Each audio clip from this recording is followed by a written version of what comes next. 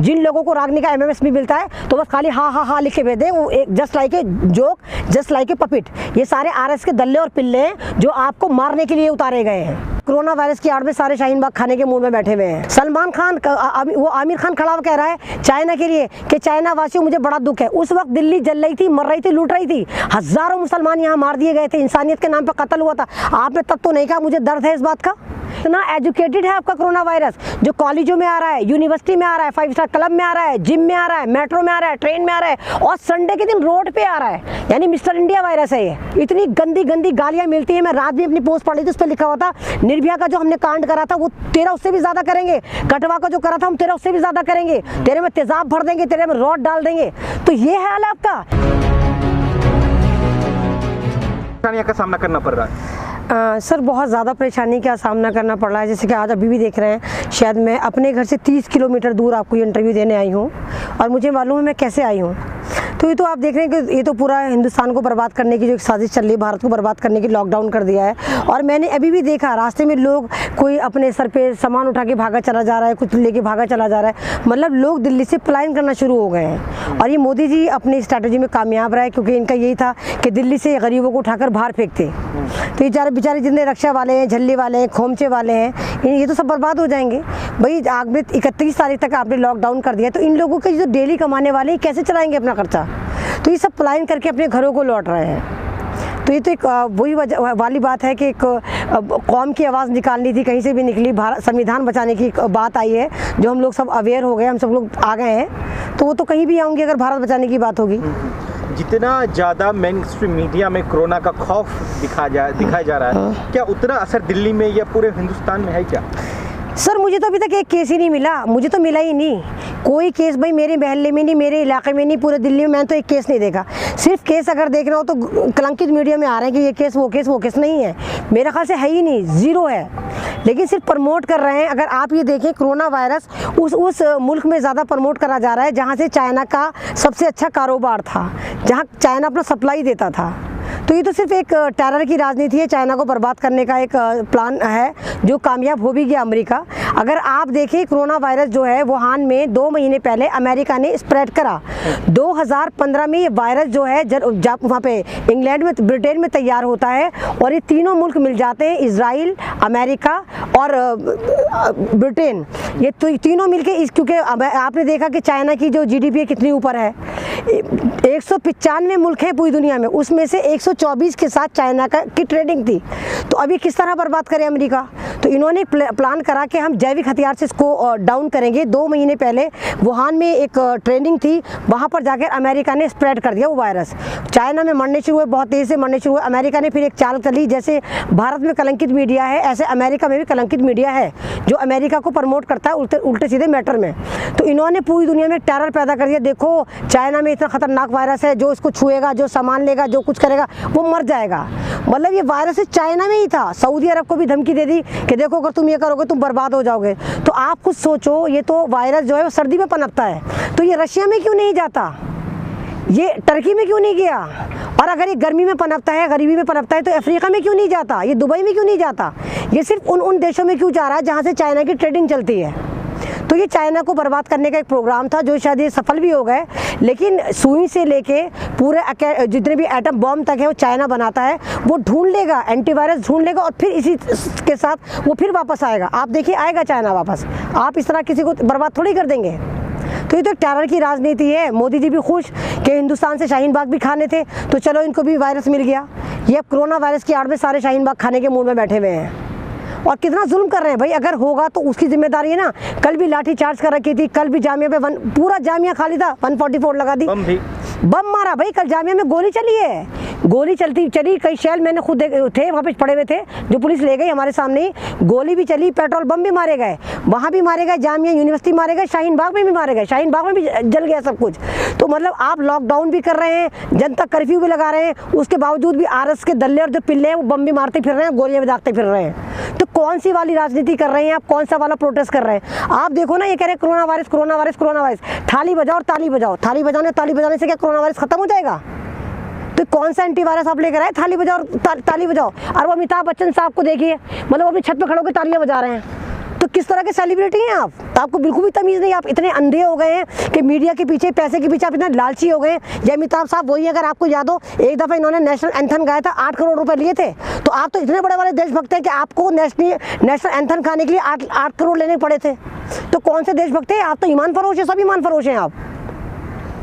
सलमान और शाहरुख ने जब चीन में ये बातें चल रही थी कोरोना को लेकर, तो उन्होंने चिंता जताई। जब मुल्क में ये हालात है तो कोई प्रतिक्रिया नहीं। हाँ, तो यही तो मैं कह, देखिए शाहरुख खान को है, हम लोग सारे हिंदुस्तानी इसको फिल्म इंडस्ट्री का भगवान मानते हैं, आमिर खान को भी मानते हैं, अमिताभ को भी मानते हैं। हिंदुस्तान में क्या क्या नहीं हुआ, क्या नहीं हुआ। हर रोज़ाना 15 किसान खुदकुशी करके मरता है, तब तो आमिर खान को दर्द नहीं जागता, तब तो सलमान खान को दर्द नहीं जागता। सलमान खान वो आमिर खान खड़ा कह रहा है चाइना के लिए कि चाइना वासियों मुझे बड़ा दुख है। उस वक्त दिल्ली जल रही थी, मर रही थी, लूट रही थी, हज़ारों मुसलमान यहाँ मार दिए गए थे, इंसानियत के नाम पर कत्ल हुआ था। आपने तब तो नहीं कहा मुझे दर्द है इस बात का?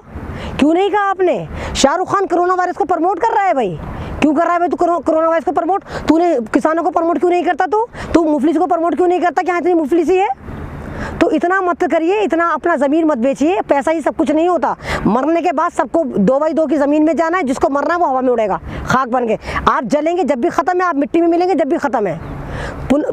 वैसे नहीं कि आप सारी ज़िंदगी यहाँ रहेंगे, सबका अंतिम संस्कार होना है। मोदी जी को जो अपने समर्थकों पर या देशवासियों पर बहुत भरोसा है, वो जो कहते हैं उनका वही लोग काम करते हैं, चाहे कोई भी सेलिब्रिटी हो। क्या कोरोना वायरस से बचने के लिए या कोरोना वायरस को खत्म करने के लिए कोई ऐसी व्यवस्था ला पाए ताकि देशवासी माने? सर कुछ नहीं लाए, सिर्फ मोबाइल पे केजरीवाल की खांसी लगा के ये निमट गए। 20 रुपये वाला मास्क 350 का हो गया। सैनिटाइजर को इन्होंने प्रमोट कर दिया। आप सैनिटाइजर को देखिए, क्या है सैनिटाइजर? अल्कोहल है। अगर आप अल्कोहल अपने हाथ पे लगाते हैं तो आपके बॉडी के अंदर जो गुड टिश्यूज होते हैं, गुड वायरस होते हैं, वो मर जाते हैं। आप तो उल्टा वायरस को मार रहे हैं जो आपको बॉडी को प्रोटेक्ट कर रहा है, और बेवकूफ़ बना रहे हैं कि हाथ धोते रहो, हाथ धोते रहो, हाथ धोते रहो। और चलिए मैंने माना हाथ धोते रहो, अगर हाथ धोने का आप इतना ही प्रमोट कर रहे हैं तो ये बीमारी स्लम्स एरिया में क्यों नहीं जा रही? स्लम्स एरिया कितने हैं हिंदुस्तान में भी, कितने हैं दिल्ली में भी, कितने हैं जो कि झोपड़ियाँ कितनी है। वहाँ के लोग तो शौच करने के बाद हाथ तक नहीं धोते क्योंकि पानी की फैसिलिटी नहीं है वहाँ। तो सबसे ज़्यादा कोरोना वायरस में तो वो मरने चाहिए।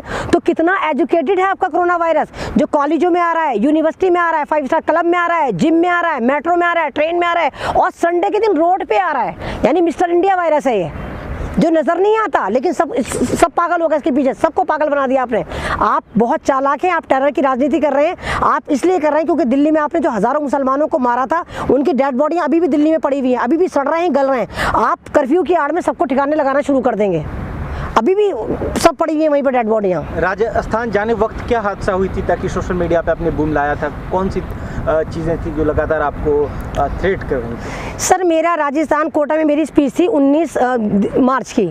18 मार्च को मेरा टिकट था। मुझे नहीं मालूम वो बात कहाँ से लीक हुई। 18 मार्च को कॉल आती है, उसमें कहा जाता है अमन रिजवी और देव एक मीडिया वाले जो मेरे साथ जा रहे थे, वो मेरे साथ अगर राजस्थान कोटा गए तो हमें निज़ामुद्दीन पे ही गोली मार दी जाएगी और दिल्ली में इतने भयंकर दंगा भड़काया जाएगा कि हम सोच भी नहीं सकते। पूरी धमकी थी, उसके बावजूद मैं निज़ामुद्दीन से कोटा गई क्योंकि मैं सुप्रीम खुदा पे यकीन करती हूँ। मेरी मौत होती तो मैं निज़ामुद्दीन पे ही मारी जाऊंगी। हालांकि मुझे लोगों ने कहा नहीं, मैं फरीदाबाद से चढ़ जाऊँ, मैं साहिबाबाद से चढ़ जाऊँ, मैं वहाँ से चढ़ जाऊँ, यहाँ से चढ़ जाऊँ। मैं नहीं चढ़ी, मैं निज़ामुद्दीन से ही गई और अकेली गई, और फिर रहे थे वहाँ बहुत सारे लोग। तो गई मैं, अब इनको पता चल गया मैं चली गई हूँ। तो उस दिन कोटा में 6 प्रोटेस्ट चल रहे थे लेडीज़ 19 मार्च को, लेकिन मेरे वाले प्रोटेस्ट में जहाँ पर मेरी स्पीच थी, जहाँ पर अनुमान था कि 30,000 लोग आएंगे, इतनी मेरी वहाँ पर पब्लिसिटी थी कि 30,000 लोग आने थे, इन्होंने वहाँ पर 144 लगा दी। मुझे तो स्पीच देनी थी। मैंने फिर महल्ले महल्ले जाकर हर 1.5 किलोमीटर पे, हर 2 किलोमीटर पे स्पीच दी, 8 घरों में जाकर, और हर जगह 2-2, 2,500 हज़ार औरतें जमा करी। और जिस वक्त मैं चल रही थी, आप यकीन करिए, पुलिस की गाड़ियाँ मेरे पीछे चल रही थी, बाइकें मेरे पीछे सायरन बजाती जा रही थी। मैं कभी बाइक पे बैठती थी, कभी स्कूटी पे बैठती थी, कभी कार में बैठती थी, कभी गाड़ियों में बैठती थी। इस तरह करते करते 6 बजे से लेकर 11 बजे तक मैंने स्पीचें दी हैं। तो आप हमारी आवाज़ नहीं बंद कर सकते। आप प्रोटेस्ट रोकेंगे, हम महल्ले से आवाज़ निकालेंगे। ये संविधान बचाने की लड़ाई है, ये कोई और लड़ाई नहीं। भीमराव अंबेडकर का संविधान बचाने निकले हैं। आप इतना जुल्म नहीं कर सकते। आप जीडीपी को बर्बाद करके कोरोना वायरस को प्रमोट नहीं कर सकते हैं ताकि आप दुनिया को दिखाएं कि ये जो कोरोना वायरस है इसने भारत की जीडीपी 0 कर दी। आप इतना बेवकूफ़ नहीं बना सकते किसी को। सब जाग गए, सबको पता है। और आप जो कह रहे हैं चमचे बजाओ, थाली बजाओ, इससे कुछ नहीं होगा। वो सारे अंधे भक्त गोबर भक्ति बजाएंगे। अभी भी आप मेरी वीडियो जाके देखिए, जितनी मेरी वीडियो इंटरव्यू है, इतनी गंदी गंदी गालियां मिलती हैं। मैं रात भी अपनी पोस्ट पढ़ ली थी, उस पर लिखा हुआ था निर्भया का जो हमने कांड करा था वो तेरा उससे भी ज्यादा करेंगे, कटवा का जो करा था हम तेरा उससे भी ज्यादा करेंगे, तेरे में तेजाब भर देंगे, तेरे में रॉड डाल देंगे। तो ये हाल है आपका कि यहाँ पर जो भी आज़ादी की बात करेगा आप उसका मुंह बंद कर देंगे, आप उसको कुचल देंगे, आप उसको मरवा देंगे। आप एक औरत का लिहाज नहीं करते। घंटा घर पे आप देखिए क्या करा इन लोगों ने, 80-80 साल की बुढ़ियों के सर फाड़ दिए हैं। तो ये कौन सा कॉन्स्टिट्यूशन है जिसकी आप बात करते हैं? या तो आप कहिए डेमोक्रेसी नहीं है, ये हिटलरशाही है, और डेमोक्रेसी है तो हमें आवाज़ उठाने का पूरा हक है, ये हमारा कॉन्स्टिट्यूशन देता है, जो आप हमें देने नहीं दे रहे। आप हर जगह हमें मार रहे हैं, पीट रहे हैं। अब तो ये बिल्कुल आज़ाद हो गए, नरभक्षी हो चुके हैं, इन्हें कोई नजर नहीं आ रहा, ना ये बच्चा देख रहा है, ना बुढ़िया देख रहा है, ना कुछ नहीं देख रहा है। पकड़ रहे हैं, मार रहे हैं, पकड़ रहे हैं, मार रहे हैं, पकड़ रहे हैं, मार रहे हैं। वजह क्या, विकल्प क्या है? विकल्प क्या इनसे बचने का? क्या ये मुसलमान को टारगेट कर रहे हैं, मुस्लिम महिलाओं को टारगेट कर रहे हैं, क्योंकि इस समय महिला ही सड़कों पर है खिलाफ, सरकार के खिलाफ? सर, मुसलमानों को टारगेट तो इसलिए कर रहे हैं कि सबसे कमज़ोर मुसलमान माने जाते थे। अगर आप सच्चर कमेटी की रिपोर्ट उठाकर देखें तो उसमें कहा था कि हिंदुस्तान के जो मुसलमान हैं वो दलितों से भी बदतर हैं, यानी हम दलित से भी नीचे हैं। लेकिन पढ़े लिखे होते हैं, थोड़े अवेयर हैं, थोड़ा कौम का जज्बा ज़्यादा होता है, हिब्बुल वतनी भी ज़्यादा होती है, और थोड़ा हमारे यहाँ छुआछात कम होती है। दलित समाज में बहुत ज़्यादा होती है। हम अगर मुसलमान हैं तो हम मुसलमान हैं, हम पूरे यूनाइटेड हैं। हम ना शिया हैं ना हम सुन्नी हैं, हम एक ही मस्जिद में चले जाते हैं। लेकिन आप हिंदू राष्ट्र की बात करते हैं, आप सनातन धर्म की बात नहीं करते। आपका समाज में दलित आज भी छुआछूत का शिकार है, आप उसे मंदिर में नहीं चढ़ने देते, आप कुछ नहीं चढ़ने देते। तो मुसलमान तो आ गए, मुसलमान सड़कों पर आ गए, संविधान बचाने आ गए, और आप सिर्फ मुसलमानों को टारगेट करके चुन चुन के मार रहे हैं कि कमजोर है इनको मार देंगे, जबकि हकीकत बिल्कुल उल्टी है। आज दलित समाज हमारे साथ है, सरदार समाज हमारे साथ है, ईसाई समाज हमारे साथ है, ओबीसी, एससी, एसटी सब हमारे साथ है, लेकिन ये नहीं दिखा रहे। इवन हमारे साथ पूरा का पूरा वकील समाज हमारे साथ है। आप देखिए, सब ज्यादा धरने वकील दे रहे हैं, सब ज्यादा हमारे काउंसलिंग वकील कर रहे हैं, चिल्ला चिल्ला के कह रहे हैं कि अगर हम अब भी नहीं सुधरे तो हम मारे जाएंगे। ये सड़कों की लड़ाई है, या तो हम मर जाएं या फिर हम संविधान बचा लें, इसके अलावा हमारे पास कोई विकल्प नहीं है। लेकिन शहनवाज हुसैन नकवी साहब के तो आपको खिलाफ रहते हैं, आपके खिलाफ रहते हैं, कहते हैं कि कोई परेशानी नहीं, कोई दिक्कत ही नहीं है। तो जो बीजेपी में है, मैं आपसे वेरी फर्स्ट डे से कह रही हूँ, जितने ईमान फरोश दल्ले हैं वो सब बीजेपी में गए। आप कपिल मिश्रा को उठा के देखिए, आप पार्टी में था, कैसे मुंह भर भर के मोदी जी को कोसता था, कैसे गालियां देता था, कैसे एक्सपोज करता था। जैसे ही मोदी ने इसको खरीदा, आप पार्टी बीजेपी में कूदा, एकदम ये भक्त बन गया, एकदम ये मोदी जी का पीर बन गया, बिल्कुल ये भगत बन। कौन सा वाला है भाई तू? वो दिन क्यों भूल गया था तू? मोदी जी को कोसता था, तो इनके पार्टी में जो गया वो देशभक्त बन गया। शाहीन बाग में कल बम फोड़े गए, पेट्रोल बम जो है फेंका गया, क्या लगता है इसके पीछे कौन सी ताकत है, कौन सी राजनीति कर? सर, आरएसएस ही है इसके पीछे। आप जैसे देखिए, मेरे पे भी 7 हमले पहले हो चुके थे, 8वां हमला मैं उसको मान लेती हूँ जो मेरे पे कोटा जाते हुए हुआ है, और अब भी होगा, मुझे मालूम है। मैं इस प्रोटेस्ट में ही मारी जाऊंगी, मैं 101% श्योर हूँ, और मुझे आरएसएस वाले ही मारेंगे, लेकिन मैं मरने को तैयार हूँ, क्योंकि मैं फ्रीडम फाइटर की बेटी हूँ। मर जाऊंगी लेकिन नागरिकता पे आंच नहीं आने दूंगी। जब मेरे दादा परदादा कुर्बान हो गए देश पे, मैं कैसे अपने भारत को ऐसे ही छोड़ दूं? मैं भी मरने को तैयार हूँ, मार दो। आप हमें वैसे भी मारेंगे, आप हमें घर में घुस के मारेंगे, तो आप हमें सड़क पे मारिए, कम से कम हम भारतीयों के तो मरेंगे, इससे कम सौदा हम भी नहीं करेंगे। क्या विकल्प क्या है? क्या इस लक्षण जो पूरे देश में चल रहा है, जिस तरह से लगातार शाहीन बाग हो या जामिया हो, इस सारे जगह जो प्रोटेस्टर्स हैं उस पर लगातार हमले हो रहे हैं, बिहार में भी ऐसा हो रहा है, क्या ये आपको लगता है कि नागरिकता जो है वापस होने के कगार पे है, या ऐसी कोई व्यवस्था बन पा रही है? सर, लग तो रहा है कि हड़बड़ाई भी बौखलाई भी सरकार है। जब भी पहले हर बात पे पाकिस्तान करती थी, अब ये बात पे शाहीन बाग करती है, यानी कि शाहीन बाग से डरी हुई है ना। तो यानी हम एग्जिस्ट कर रहे हैं, तभी तो आप हमसे डरे हुए, और ये बिल वापस जाएगा। और मैं तो उन लोगों से कहती हूँ जो अभी तक अवेयर नहीं हुए, प्लीज ज्वाइन मी और फॉलो मी, क्योंकि संविधान बचाने निकले हैं, आओ हमारे साथ चलो। जितने लोग घरों में प्लीज जाग जाएं, वो ये मत सोचे कि हम वोटर बैंक से काटे जाएंगे, नहीं, आप वोटर बैंक से नहीं काटे जाएंगे, आप तिल मरेंगे, पल मरेंगे, आपकी प्रॉपर्टी छीन ली जाएगी, आपका बिजनेस छीन लिया जाएगा, आपके बैंक अकाउंट सीज कर दिए जाएंगे। तो अभी नहीं जागे तो कभी नहीं जागोगे। तो प्लीज घरों से निकलो और ज्वाइन करो, आओ सड़कों पर इसको इनकलाब बना दो, लड़ो, क्योंकि हमारे आगे सिर्फ बीजेपी है, पूरा भारत एक है और हम बीजेपी से लड़ रहे हैं। लास्ट मैसेज एक दीदी।